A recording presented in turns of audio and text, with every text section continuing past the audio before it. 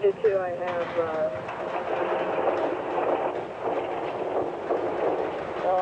yes.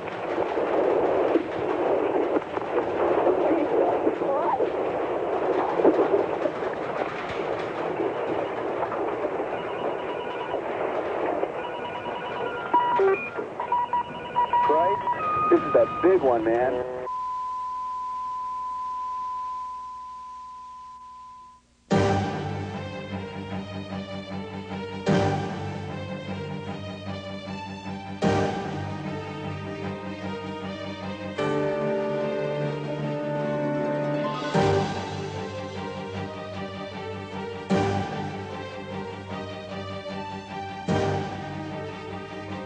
It lasted a little more than 30 seconds. It will remain etched in our minds forever.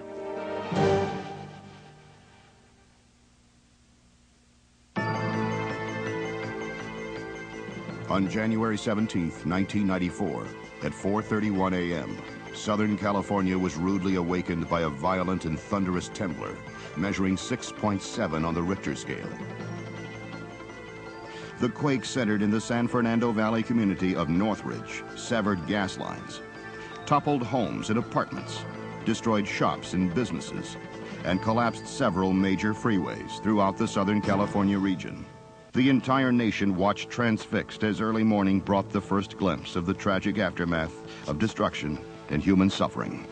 Thousands of residents were left homeless, while scores of cities suffered through days without water, power, and basic transportation. California's main artery, Interstate 5, had collapsed at the 14 freeway interchange, taking the life of one LAPD officer with it, and leaving the communities of the Santa Clarita Valley literally cut off from the rest of Los Angeles. Fortunately for the city of Santa Clarita and its population of over 150,000, years of advanced planning and innumerable hours of training paid off incredibly well. We did a lot of training, information dissemination to the public about being prepared for 72 hours and be self-sustaining while government tends to gear up to be responsive. That was very helpful. I think the community was able to work with us, and it proved to be very successful. Within 20 minutes of the earthquake, municipal employees began to report to City Hall. By 5:35 a.m., City Hall had been determined to be damaged but habitable, and the Emergency Operations Center, or EOC, was opened. The initial communications to the county were made by the Emergency Communications Services, an amateur radio group. Essential phone lines and cellular phones worked only sporadically. Portable generators were the only power available for the EOC lighting, the Centrex phone system, and the radio batteries. City staff and emergency personnel responded to their pre-assigned roles as identified in the emergency plan. It was the responsibility of many of these personnel to investigate the status of the city. I think the success of the plan was in the preparation, in the staff knowing what to do, and in the staff being flexible, being willing to do whatever was needed, and really caring about making a difference and finding the solutions to everyone's problems. It quickly became clear that most of the city was without power or water, and that there were many fires and gas leaks throughout the community. By daybreak, all critical facilities had been inspected and their conditions logged. There were no building collapses. Henry Mayo Newhall Memorial Hospital was operational, but without water, as were most of the homeowners and businesses of the valley bordering Interstate 5. Isolation became a reality as the number of destroyed bridges and roadways were accounted for. Interstate 5 and Highway 14, virtually the only north and south links to the Santa Clarita Valley, were closed. KBET became the official disaster radio station. KBET did a remarkable job. They became the psychological crux of the whole community. They became the central point of the community and provided that vital information that really did make a difference to everyone. We had to support our disaster operations as well as bringing in the resources that we needed for the population here, water and food and shelter. Many structures would eventually be red tagged as uninhabitable by building inspectors.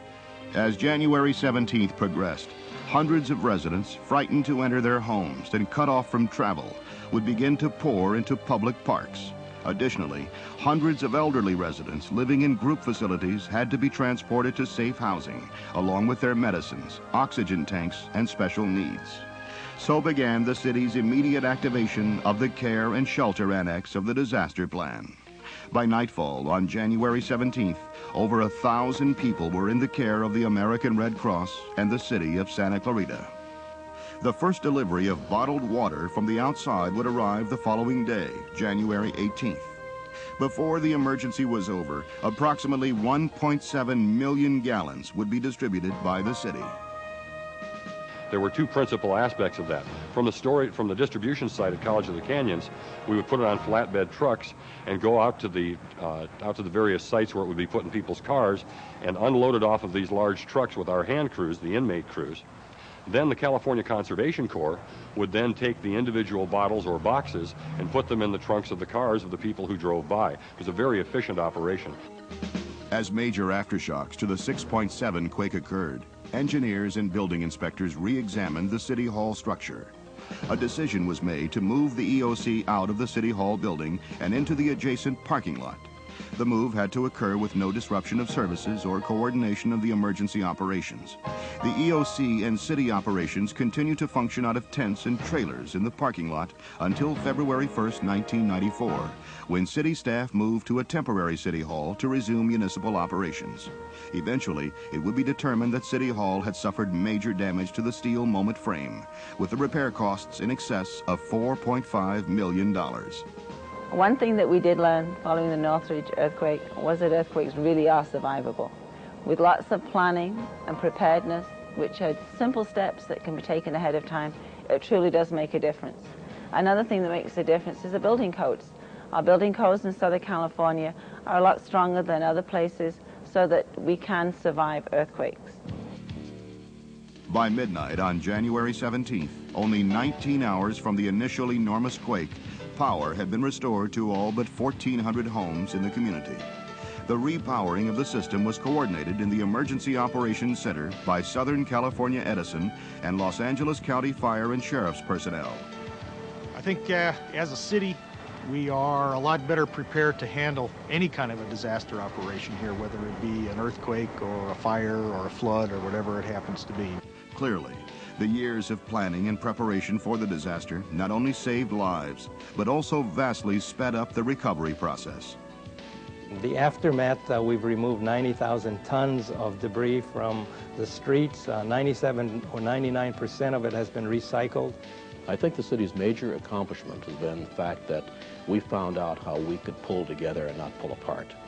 And I think the resilience of the community, the support, the feelings that existed between neighbors and neighborhoods. We became one community overnight.